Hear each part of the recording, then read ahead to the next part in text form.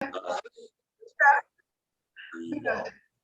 And I apologize, I didn't think I got everything out quite right. So I'm going to mute everybody, do the pledge, and then Doris is going to do our invocation. So hopefully with this screen, I can do all these things.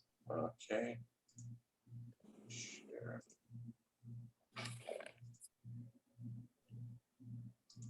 Ooh, I can mute everybody.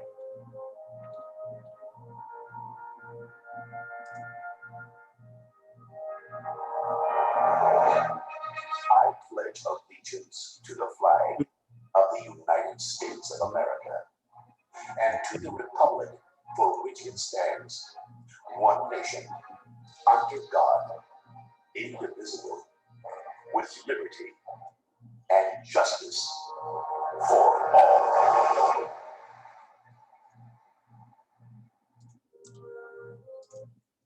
Okay, how can I get out of there? Okie dokie. If you would unmute yourself, Doris. Okay. Thank you. Okay, so today, I'll just start. Okay.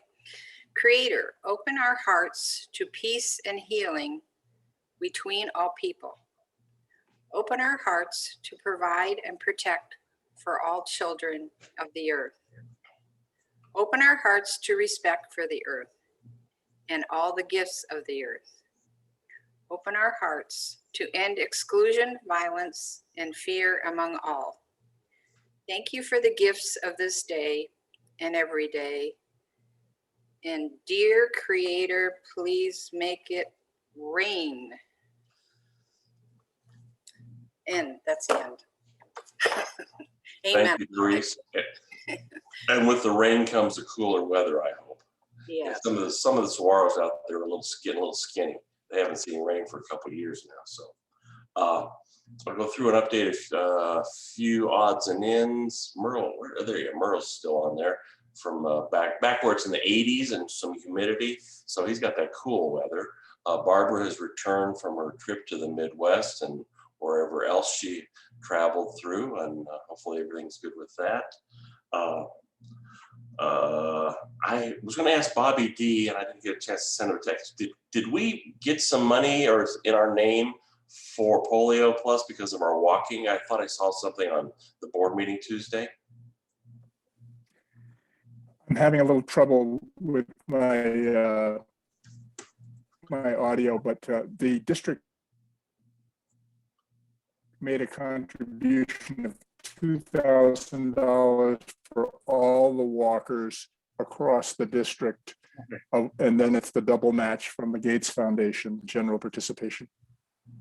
Sounds good. So that was, yeah, well worth it. And we walked over 2,000 miles from everybody with that. So that's good. Don't forget, the Queen of Hearts, it's out there. We're still at $2,014.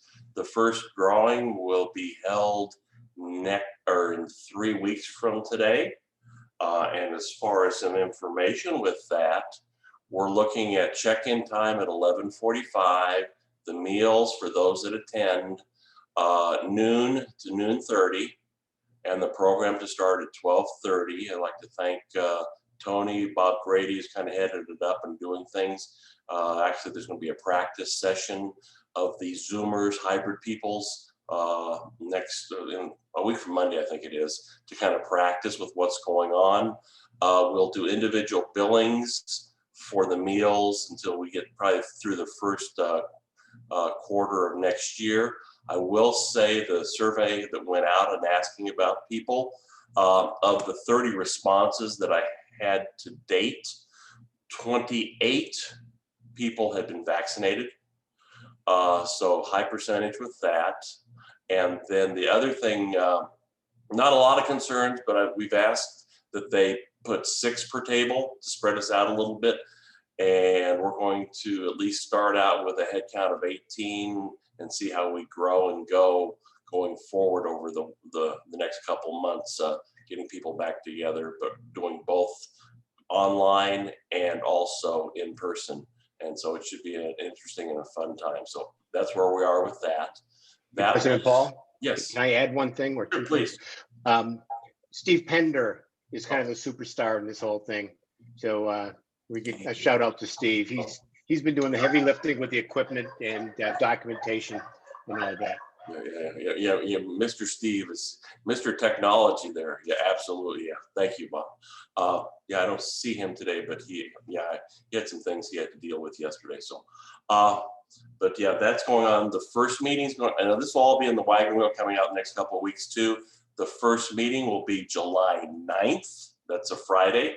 We will not have a meeting this next Friday. It's just too hot for anything outside with our groups. And then the 2nd of July is right before the 4th of July weekend. We are going to do a change, and I'll do a change of gavel on the 6th of July virtually. That way I can absolutely say that every meeting that I had was virtual. And then I'll be glad to say no more of that stuff, because I'll be glad to get back in person and be able to see everybody and kind of give some hugs out and actually see what everybody's doing. So, but that'll be coming out so everybody knows what's going on with that. And I think our new president, Jimmy, is attending today. So he'll be up there. But, you know, we may have a couple bumps, but we'll figure it out like we always do. And we'll keep moving forward and helping out where we can. So with that, I'm going to go ahead and introduce our speaker today, Don Jorgensen.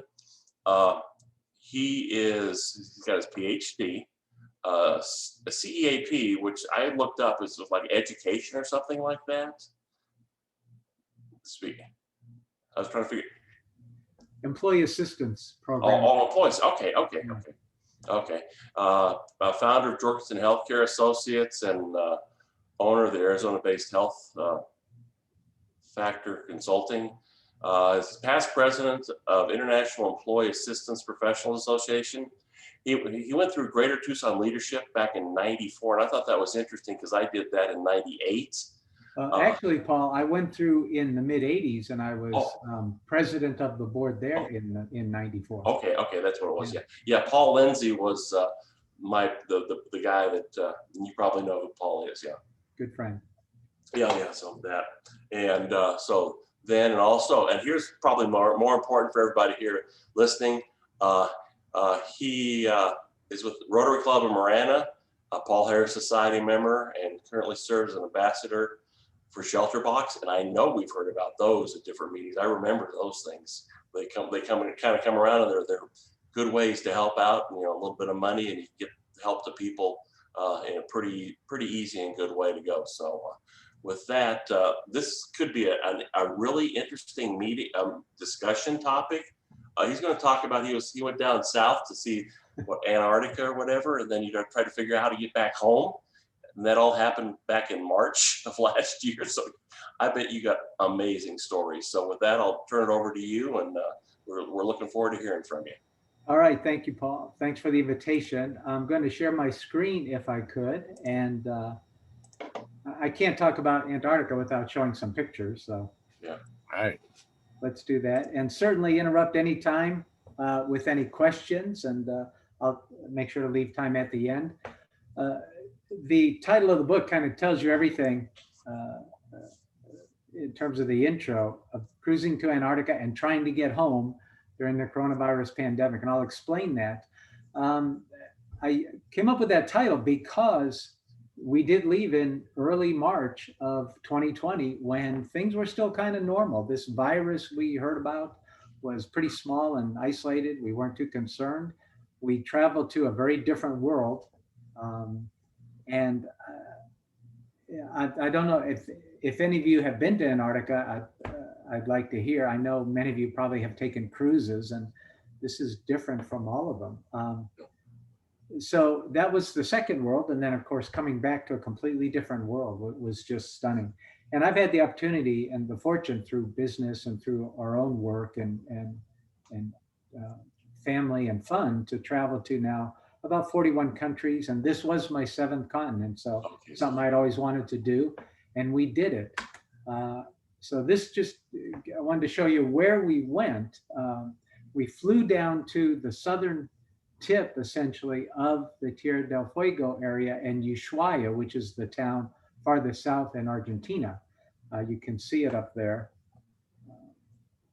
on the map. And then took the boat that I'll show you in a moment across the Drake Passage, which is known as the roughest seas in the world, down to the Antarctic Peninsula, which you can see at the bottom. It's attached to Antarctica. It's part of the continent, and just incredible. That journey from Ushuaia down there took about 2.5 days crossing. So we'll start there. But I wanted to give you that picture so you got a sense. The day we left Ushuaia, this showed up on the State Department website. We did not know it, but this was what already was starting to happen, that travel plans may be disrupted and we may be forced to remain outside of the US for an indefinite time frame. So I'd say better late than never, but it was too late to do us any good. We were already on the boat when that came along, but we probably would have gone anyway. Ignorance was bliss at that time. So we landed, went through from LA to Buenos Aires down to Ushuaia, beautiful little town down there, about 50,000, but actually it seems smaller and very friendly. That's where all the cruise ships that from this side of the continent head down to Antarctica. There's others that go from Australia that head down from that side. This is where all they come. This is where they started. So very nice place. And I want to give you some perspective. I'm sure many of you have been on the larger cruise ship. That's a Celebrity Cruise in the back. I think that's about a 2,500 passenger ship. And then you get the smaller type on the left, the Azamara, which is about 800. Those are wonderful cruises. I've been on one of those. And then what looks like a little fishing boat to the front on the right is the Plancias. That was our cruise ship. 116 passengers and 48 crew total. And so compare the other two crossing the Drake and such, and that's the one we were on, expecting to toss and turn and deal with everything. However, as we left and headed down, this is what the Drake looked like. And the crew called it the Drake Lake during that 2 days. They said they had never seen it as calm as it was. And this is after 2 days, we're approaching our first sight of land. This is the islands off the coast of the peninsula. I think it's the South Shetlands. And we would go through 2 islands. We kind of turned to port a little bit after this picture because there's another island, if you see the larger screen to the left, and we went between them overnight. And then the next morning arrived in Antarctica. And this is a typical scene once we arrived in kind of the first bay or area. Just stunning views. And one of the things I'll tell you from here forward, every picture I show you, I used a nice digital camera, SLR, but I did not need to use a telephoto lens anywhere. This is how close, this is how beautiful, how incredible it was, every scene that we looked at. So that was kind of our introduction. And then as we got in, our first activity, the first morning, was sea kayaking. And just to give you a little flavor of what that was like, I'll read just a passage from the book about that. So that morning we had to put on all the gear before we could go out on the kayaks. And we're not on land yet, we're on the boat. And so we had to go put on the gear, which they called the kit. I put on my warm but not too hot base layers of clothing, a single layer with a long sleeve t-shirt, long johns of thin fleece. My wife, she gets a little colder, so she added somewhere between 3 and 9 additional layers. And I'm not making that up. I think at one point she had almost that much. Then came the overalls, kind of a wetsuit we had to put on, then the rubber half booties instead of the typical big boots we had for land. Then you had to put the skirt around you that attaches to the kayak to keep the water from splashing in to you. Then after that, you put on another dry jacket over all of that too. And then of course, a heavy woolen hat and thermal lined gloves. And then we line up to go outside. So we're standing there for about 15 minutes and I'm sweating now. We haven't even gotten off the ship yet. And I'm in all of this gear. So we then have to go out proceed down a slippery metal stairway to a small loading platform attached to the side of the ship. And the ship it's rocking. You saw how small it was. So there's no stabilizers on this ship like you have on the big cruise ships. So we're rocking and rolling a little bit the whole time. And we go from that platform, not into the kayaks, but into a Zodiac, the basically 10 passenger rubber boat, bobbing up and down. So you have to navigate that. Then 10 of us squeeze kind of cheek to cheek along the top of the Zodiac. You have to grab onto the rope for balance so you don't go flying off when we take off. So everybody's holding on to somebody. So the Zodiac takes off, trailing about 7 kayaks. That's how many of us were going, 14 of us total.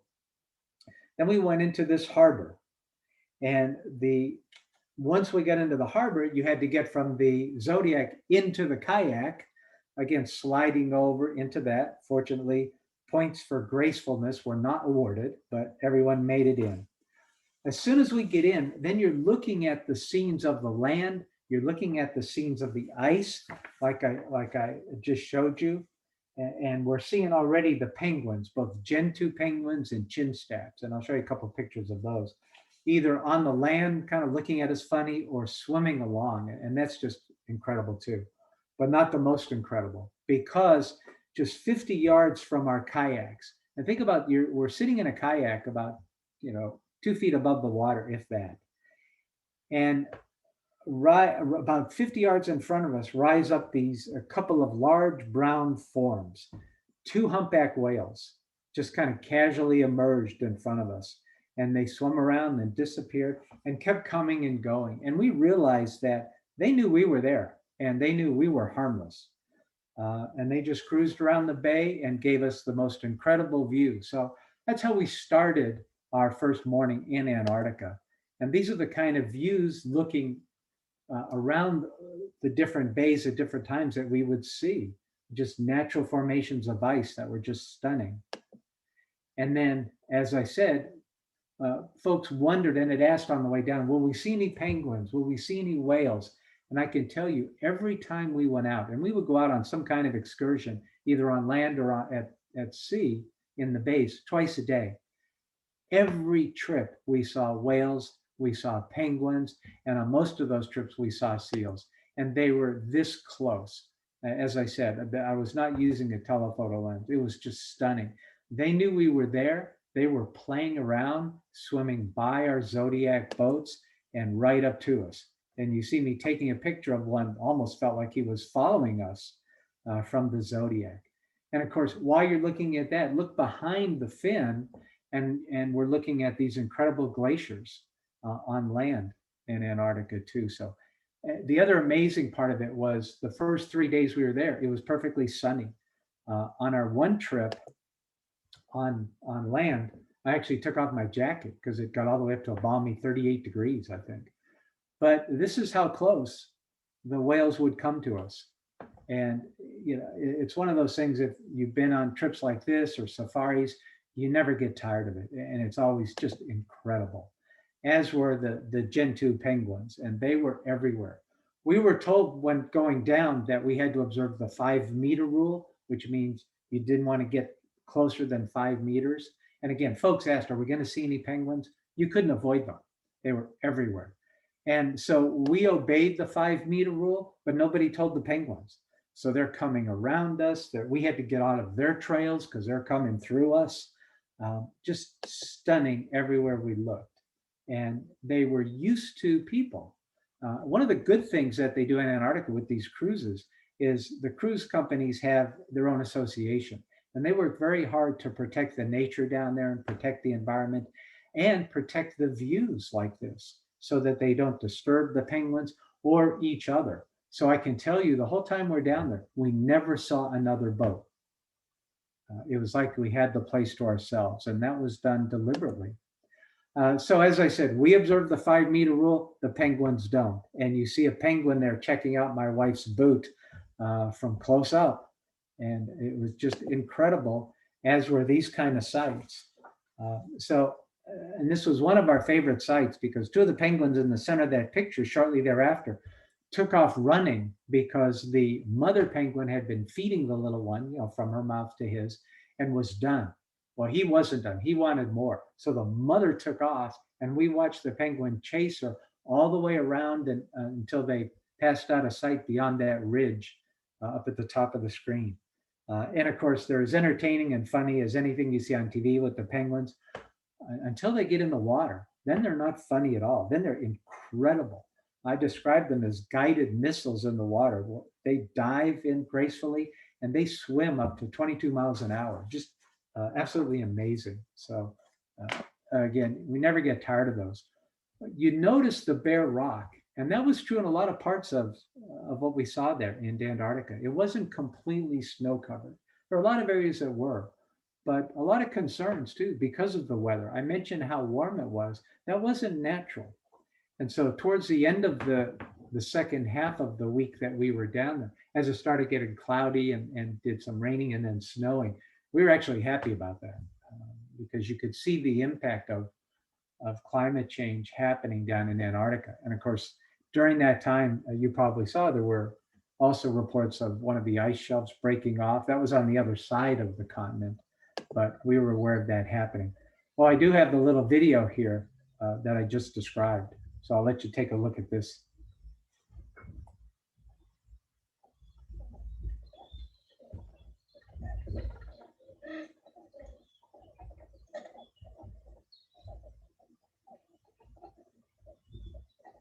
And that's the mother running away from the adolescent.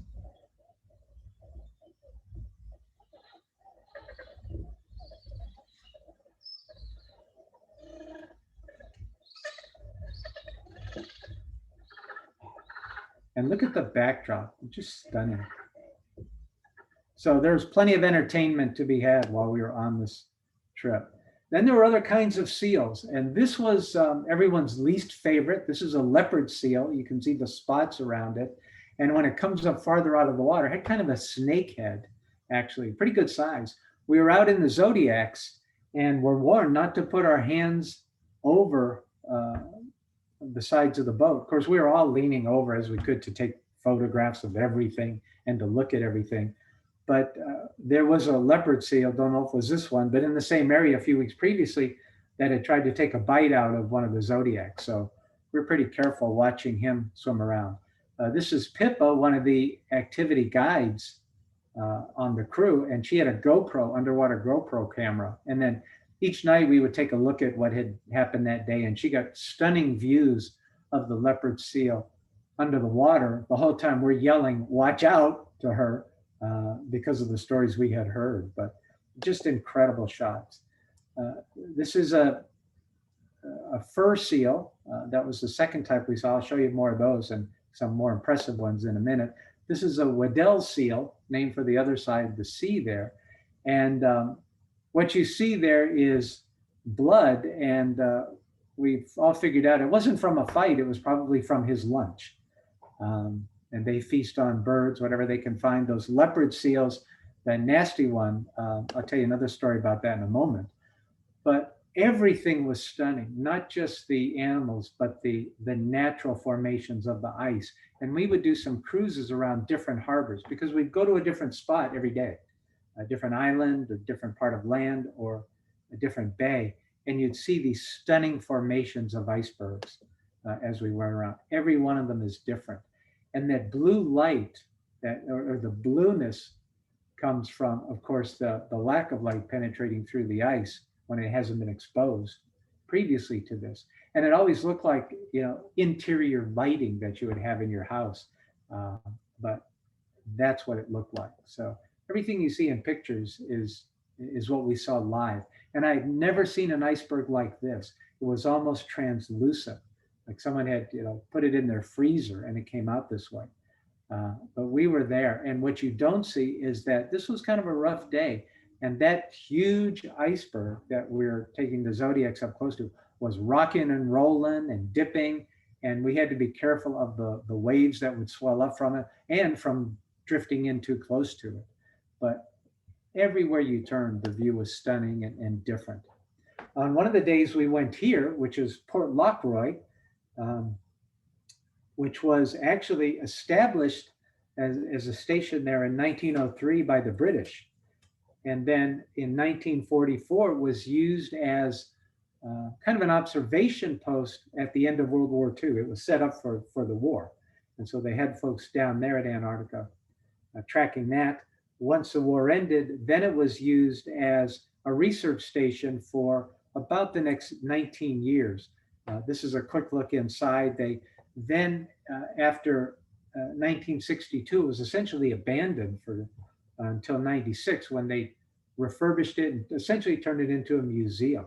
But folks would go down there during that time it was in use and stay for 2 winters, so about 2.5 years total, just down here, often cut off from the rest of the world because they had very few means other than Morse code of staying in communication. There were no supply boats coming down, so they had to have everything.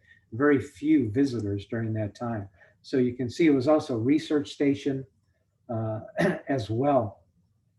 And my wife's favorite in the kitchen, I don't have a picture of this, they had a recipe posted, which was supposedly one of their favorite concoctions to make. And I copied down the recipe. If you're curious, it's in the book for seal brain stew. So have at it. If you can find the seal brains, everything else is easy to get, probably at Trader Joe's. But there you go. So just every day was fascinating. And on the rocks out where you saw the initial part of Port Lockroy there were a lot of penguins just off to the left on this little low rock outcropping. And as we watched these penguins, and we found out a lot of them were young penguins, adolescent, a year or so old, oblivious to what was around them. And we watched a leopard seal slide right up on the rock, grab one and disappear back down and enjoyed his lunch too. And at first everyone, you hear, oh, and the people are somewhat horrified. And then you realize that's nature, that's life. And the slow learners get eaten. And that's what happened.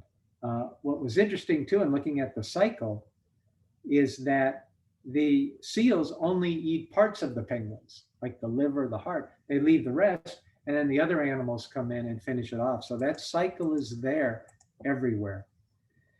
The sites were like that every single day, just incredible. And then on the last day, we were down in Antarctica. We went to a place called Deception Island. And in Deception Island, that island was formed, particularly this area called Whalers Bay. It was a caldera. Those of you who know what a caldera is, that's kind of the collapsed cone of a volcano, which is what this was, which is why the scene was so stunning. And if you look at the mouth of the seals there, you realize this is a color shot, but that's what it looked like there. And as it was really described well in the trip's log by the ship, that the combination of fog, sun, white snow, and black beaches made for a mystical morning. And that described it really well. That's black sand, black lava sand beaches there. But there's more to it, and not just this, as I called the Tuesday morning Rotary Club meeting there at Whalers Bay, because they were all there. They were making noise. They were barking at each other, kind of like my Tuesday morning meeting. But this was also a whaling station from the 1800s. And there were semi-collapsed buildings there. There were a couple of semi-collapsed oil tanks, but then you see many of them still standing there from that period up until the early 1900s. And we came upon these actually 3 graves of whalers that passed away down there, and the graves were marked from 1922 and 1924. So again, you see the juxtaposition of color there from the snow and the beaches, and then the rusted tanks. It was just absolutely incredible. And so was this idiot, along with 10 other people. They told us that if we wanted to do a polar plunge, they would do it, and this was the place. And like a lot of polar plunges, yes, the water was warmer than the air, but when the air was about 30 degrees, that's not saying much. And so I did it. I came running out, and it was a race between all of my fingers and hands going completely numb and trying to get my clothes back on. That was tough. And then it was I raced back to the ship as quick as I could and took about 20 minutes with the hairdryer to get feeling back in my hands. I mean, it was beyond numb. It was painful, and it was worth it. It was that nutty. So I wanted to give you that perspective of the size of the ship, because here it is while we're in one of the bays. And one of the interesting aspects is, as we were off on these excursions, the ship had to keep moving so it wouldn't get hit by any of those little floating icebergs or get trapped in an ice flow. And so, hearkening back to my first shot there of us in the kayaks, it was kind of unnerving when we're out in the kayaks for the first time, watching our ship sail away. And if you want to feel like you're alone on Earth, that was the time we felt that way. This was also the time, now that was our last day. We're turning back, ready to head back to Ushuaia for, again, that two-day crossing on the Drake. And you know, that's where this quote that I use in the front of the book really comes into play, that all journeys have secret destinations of which the traveler is unaware. Because on that day, when we were heading up this way, two things happened. One, the Drake Lake turned into what the crew called the Drake Shake. And this is what it looked like and felt like for 2 days.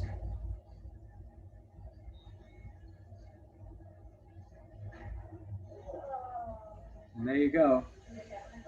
And so actually the second day, we had to stay in our cabins. After breakfast, when things were crashing and flying around, including people, they suggest we stay in our cabins because it was too dangerous even to go out along the halls or out on the deck or even up in the lounge, because you would be thrown from side to side just trying to get through the hall. So they brought sandwiches and such to us for lunch. And then I kind of figured, well, wasn't eating at lunch, they brought us again at dinner, but that was just one day. But it was everything you can imagine. And for folks that as much as I love the ocean, I get seasick from time to time, I have the drug for you because I found one that actually works. It's not Dramamine, it's not Meclizine, that's all like M&Ms to me. But promethazine was amazing. I never had any seasickness. I even stopped taking it after a couple of days. But I did wind up dispensing some medications to fellow travelers. And all I'll claim is that I was in international waters, so you can't touch me. This is the advisory we got the second, as we started back on the next day to Ushuaia, that again, US citizens should arrange for immediate return to the US unless you're prepared to remain abroad. And we started finding out that airlines started canceling flights. So now we're starting to wonder what's going on, because our connection was sporadic. There was only an internet that was limited, and not everyone could get through all the time. Text would not get through all the time. So we really didn't have the sense of what was happening. We were told that first we would only be delayed by 1 day getting back to Ushuaia. Then 1 day later, we get this, because every day we would get updates from headquarters, Ocean-Wide Expeditions headquarters. And the staff did a tremendous job of keeping us informed. We would have meetings. We'd meet regularly twice a day, but it became as frequent as necessary. And they would read us the letters. And this was the next one we got on the 20th. We were expected to get back to Ushuaia, I believe, on the 20th. And on that day, as we're about halfway back, we were told Argentina is in total lockdown until March 31. And then at the next day, we were told Ushuaia is closed. And so let me come back to the map. And that's why you see that. We find that we're not going to Ushuaia, that we're heading toward Buenos Aires. And everyone first thinks, well, that's fine. We have to fly out of Buenos Aires anyway. We'll just rechange our flights. But then at the same time, we're hearing, but all flights might be canceled. And then kind of listening between the lines, I realized Buenos Aires wasn't guaranteed. We were heading that way, but there was no approval for docking and no way to get home yet.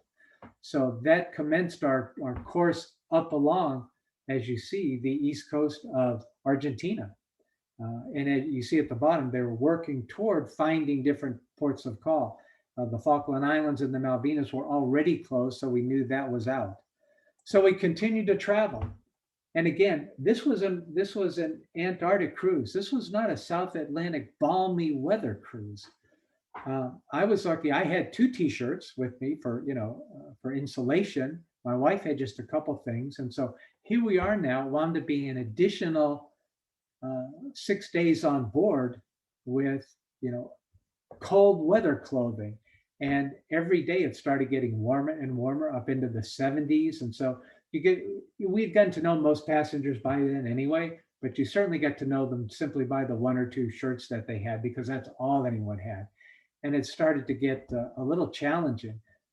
But folks and the crew started arranging other activities to engage in on the ship. And so we were still in our own world, wondering what's going on in your world at this time. Because then the next day or that evening, we get this note that Buenos Aires is not an option anymore. So now we don't know where we're going. We are heading north, looking for a place to dock while they're all being closed down to cruise ships. Because at that time, the Diamond Princess, that issue in Japan where it's docked, that had already happened. But now there were reports of other ships along the west coast of South America and other places that were getting COVID cases on them, including deaths of passengers. So the countries were very afraid of cruise ships coming in. And that's why many of these ports just said, no, you're on your own. Now, here's the irony. There were 164 of us on the ship. And I commented while we were in Antarctica and learned about the growth of COVID, that at that point, we were the safest people in the safest place on the planet, because our ship was COVID-free and remained that way through the entire trip. We had 0 cases either before, during, or after. But they didn't know that. So we were told no for Buenos Aires.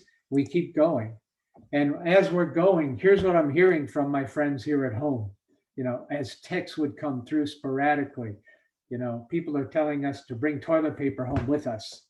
And I was told by several folks, yeah, you're better off staying on the ship. The world has changed. And we're getting periodic news stories about that. And it's just amazing. So you can imagine the anxiety rising on the ship, folks not knowing where we're going to land, how we're going to get home. We're all hearing stories from different states as they go into lockdown. Just incredible amount of information, trying to get information, clarification. How rumors start. Folks were then trying to arrange for charter flights, not knowing even where we would dock. And then as we're getting closer to Uruguay, where we think we're going to be able to dock in Montevideo, and you can see where the red ends there, we're told all flights are suspended. And so now we're wondering what's going to happen there. I was fortunate that I have a wonderful travel agent here in Tucson, and we were able to stay in touch, again, periodically through texting primarily, and kind of kept her informed. So we kind of tried to stay ahead of the game as we could. But there were a lot of passengers who booked the travel themselves on Expedia and other sites, and they were pulling their hair out. It was a nightmare trying to get through, trying to get help, because we had the shutdown going on. We had flights being canceled. They're trying to get on flights. They would finally get a flight, and then it would be canceled. They got on another one. They'd be kicked off. They try to get back onto the site, and the price would double. And so you would see these kinds of messages again from the organization. And the kicker is at the bottom. We didn't know if folks would be able, if we'd be able to dock at Montevideo, and even if we could, would folks have flights? The cruise company, Oceanwide, was tremendous. They said, we are responsible for you. We will take care of you. But what that meant, as you see, is that if you didn't have flights, if you couldn't get home from Montevideo, the ship was only going to be there 3 days to refuel and reprovision, and then have to head back to their home port, which was Vlissingen in the Netherlands. 3.5 week trip. So if we weren't getting off in Montevideo, we were heading to Europe. Now, hearing about the lockdown, I thought, yeah, not so bad. My wife was ready to strangle me. But Montevideo said yes. So we got there on the 24th. We had to spend a full night there on the 25th because our flights weren't leaving till the 26th. This is a picture of folks getting off on the 25th, and they set up what they call the corridor sanitaire. We got off that ship. What you can't see is they're heading right to a bus. They get on the bus, their bags were loaded on. That bus would go in a caravan because there was one other ship.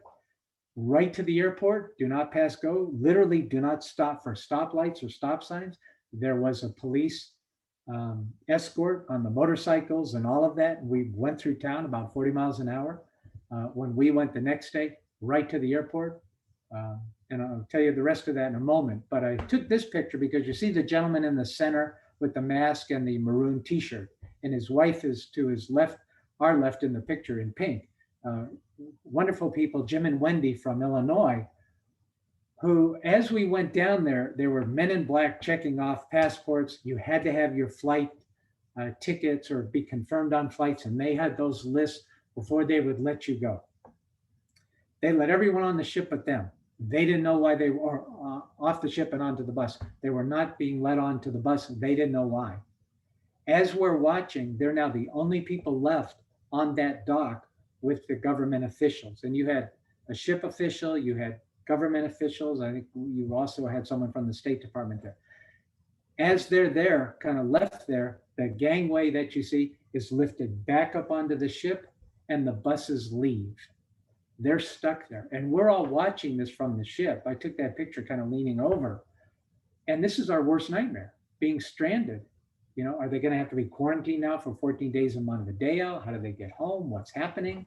And it turned out that their connecting flight had been canceled and they had been not been told. They were supposed to connect in Sao Paulo, I think, and they were not told. So this is when they find out.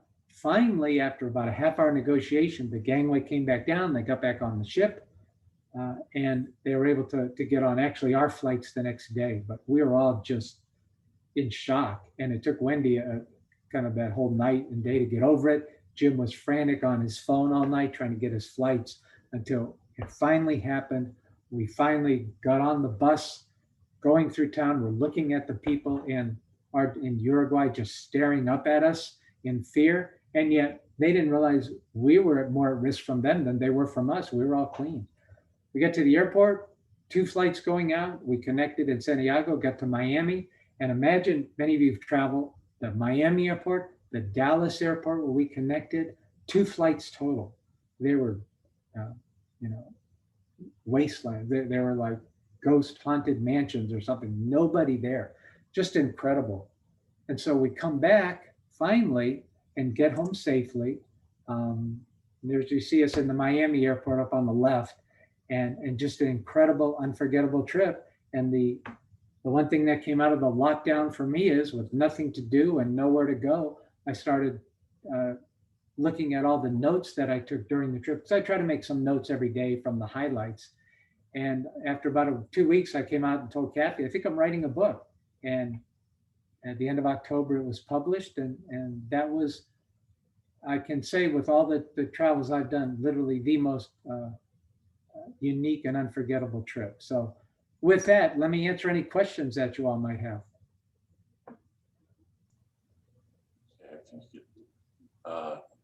Drop the screen share and then we'll see what, that way we can see people a little bit easier.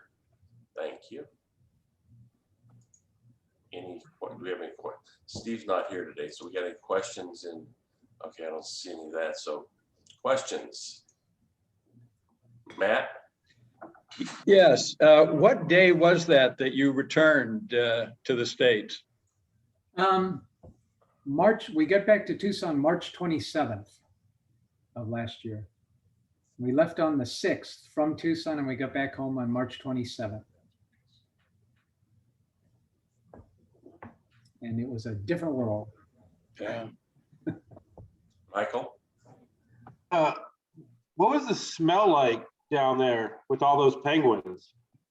I tell you what, the air was so incredibly clean and crisp that, unless you got close up to them, it wasn't that noticeable. And with breezes and such, I don't really recall any bad smells unless you're right up by them. Okay. Yeah, there was something that was more disturbing, and that was we actually saw red and green algae on some of the snow. And again, that's because of the climate change that's having an unhealthy effect there.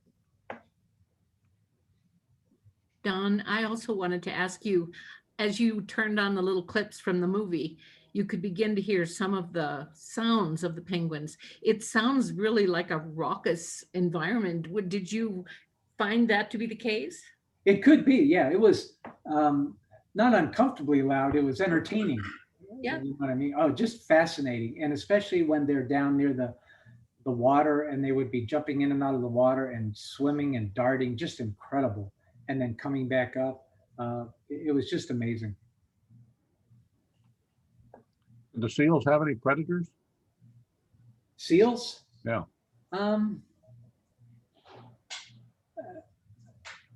You know, they mentioned the whales, but not significant. No, there really wasn't that we heard about. But you Can you comment on the night, how dark it was, how the stars looked? Yeah, it was. We had a few days in fact, I'm glad you asked about that, because one of the options we had for an excursion was camping overnight. And I was all set to do it. We were going to do it, where you camp out, you kind of dig a kind of a trench in the snow and lay your ground cover and sleeping bags and all in there. But we never got to do it because the winds were too high.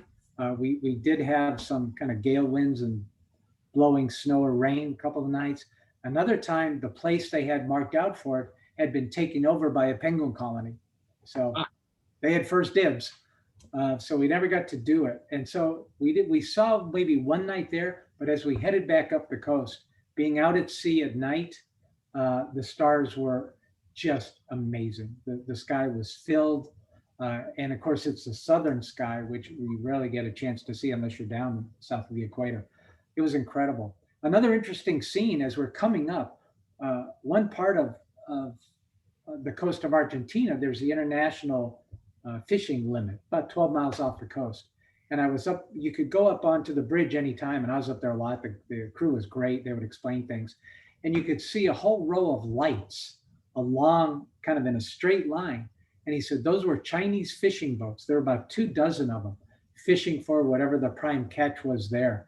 And just kind of in a frenzy, just grabbing all they could. And it was an issue with the Argentine government about that, because they were literally, you could see it on the gauges, literally sitting right on the line doing that. But I had asked about these weird lights that were all along the water that night. But once you look up, it was just stunning every night. Greece. Did you see any blue-footed boobies or other strange animals down there? No, I saw some blue-footed passengers that flew off too soon, but no, we saw Gentoo penguins, chin strap penguins. Have you ever seen those? They're literally, they're white and it looks like they have a black stripe running across. It looks exactly like a chin strap. We saw the humpback whales and the different varieties of seals and a lot of different birds, Antarctic birds and seabirds. As we were heading down and then back up, we saw some dolphins that would trail behind or alongside the boat, some albatross. So we had those varieties. It was never dull. Also, what would happen if your kayak flipped? We would bob up and down until we became a popsicle. The kayak excursions were led by a gentleman named Adam, and I forget his last name, from Great Britain. He was the activity guy. He's literally a champion kayaker and competed and set records. He set a record. There's this kind of race in Great Britain that goes, I think, from the tip of Wales to the north of Scotland, and it's by kayak and overland and bike, and he won that one time. So he was an expert kayaker. So his guidance was tremendous. I've been in kayaks before many times, so we felt pretty comfortable. And they're the sea kayaks, so they're a lot harder to tip than the smaller ones. What was tougher was not the fear of that, but there was those ice floes and kind of slush and tiny icebergs, think of them that way. And you had to be careful not to get stuck on one. And so a few times we were told to paddle very fast so that the momentum would take us across a few of them and not get stuck. And so I described one example in the book where I'm behind my wife in the kayak, she's in front of me, and she says, and I'm saying, watch out, let me know where to turn, paddle left or right. I was doing the steering so we could avoid them. And she says, look out, there's a little iceberg in front of us. I said, where? Right there. I said, right in front of us. And I said, you're right in front of me. I can't see it. Hit it. But we were fine. It was small enough, we bounced off it and we were okay.